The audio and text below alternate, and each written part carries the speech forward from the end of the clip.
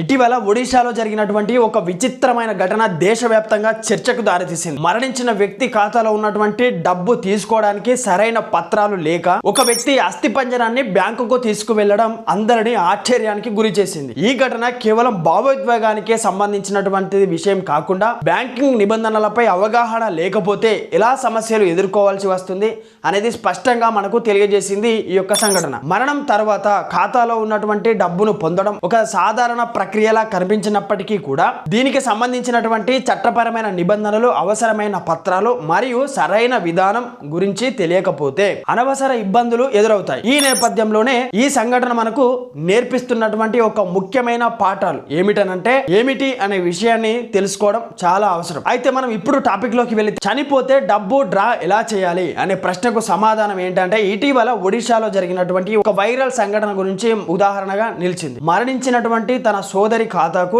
డబ్బు తీసుకోవడానికి ఒక గిరిజనుడు తమ యొక్క అస్థి పంజరాన్ని మీకు లాలెన్స్ టీవీ వీడియోలు ఉపయోగపడుతున్నాయి అనుకుంటే మీరు మాకు సపోర్ట్ కూడా చేయవచ్చు. ప్రతి వీడియో కింద కనిపించే థ్యాంక్స్ బటన్ పై క్లిక్ చేస్తే మీకు నచ్చిన అమౌంట్ ద్వారా సపోర్ట్ చేయవచ్చు. అలాగే జాయిన్ బటన్ పై క్లిక్ చేసి కూడా మన ఛానల్లో మెంబర్ గా చేరవచ్చు. మీ సపోర్ట్ వల్ల ఛానల్ గ్రోత్ ఎంతగానో పెరుగుతుంది. మరిన్ని లీగల్ వీడియో అవేర్నెస్ ప్రోగ్రామ్స్ చేయడానికి ఎంతగానో ఉపయోగపడుతుంది. మీరు ఒకసారి ఆలోచించండి, సపోర్ట్ చేయండి. Thank you.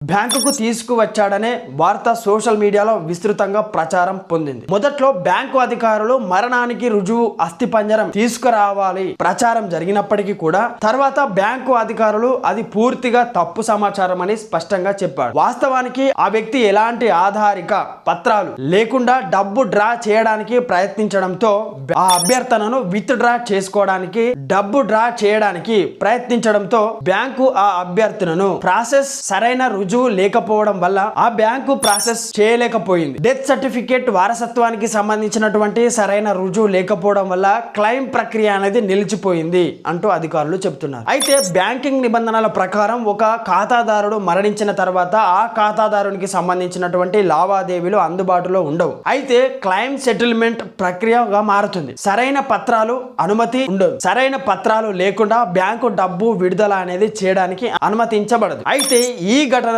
కూడా అదే జరిగింది.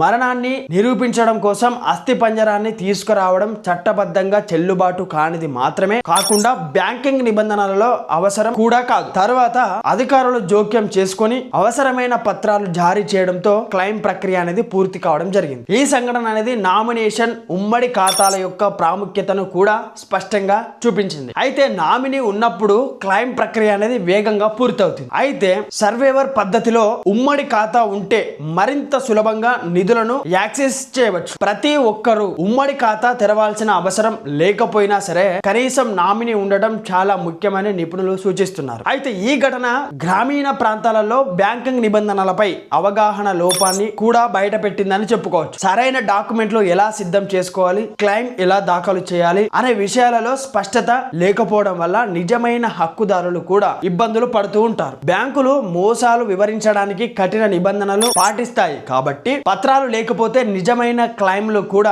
ఆలస్యం అవుతాయి. మరణం తర్వాత ఖాతాలోని డబ్బును పొందడానికి ప్రధాన అవసరమైనటువంటి పత్రాలు డెత్ సర్టిఫికేట్, నామినీ లేదా చట్టపరమైన వారసుడి యొక్క రుజువు, దాంతో పాటుగా క్లెయిమ్ చేసే వారి యొక్క ఐడెంటిటీ వెరిఫికేషన్ ఇవి సరిగ్గా సమర్పించినప్పుడే బ్యాంకులు క్లెయిమ్ కు ప్రాసెస్ అనేది చేసి డబ్బు విడుదల చేయడం జరుగుతుంది. మొత్తానికి మన వీడియో కంక్లూజన్ లో మాట్లాడుకోవాల్సినటువంటి విషయం ఏంటంటే ఈ సంఘటన మనకు ఒక ముఖ్యమైన పాఠాన్ని నేర్పిస్తుంది. బ్యాంకింగ్ వ్యవస్థలో నిబంధనలు ఎంత ముఖ్యమో అలాగే వాటిపై అవగాహన ఉండడం కూడా అంతే అవసరం. భావోద్వేగంతో చేసినటువంటి చర్యలు సమస్యలకు పరిష్కారం అనేవి కావు. సరైన పత్రాలు, చట్టపరమైన విధానాలు మాత్రమే పరిష్కారం అందిస్తాయి. కాబట్టి ప్రతి వ్యక్తి తన యొక్క ఖాతాకు నామినీ నమోదు చేయడం, అవసరమైనటువంటి డాక్యుమెంట్లను ముందుగానే సిద్ధం చేసుకోవడం, కుటుంబ సభ్యులకు ఈ యొక్క ప్రక్రియ గురించి అవగాహన కల్పించడం ఎంతో అవసరం. ఇలా ముందస్తు జాగ్రత్తలు తీసుకుంటే ఎలాంటి ఇబ్బందులు కూడా రాకుండా హక్కుదారులకు న్యాయంగా మరియు త్వరగా డబ్బు అందించేలా చూడవచ్చు. ఈ వీడియో చేయడానికి గల కారణం ఏంటంటే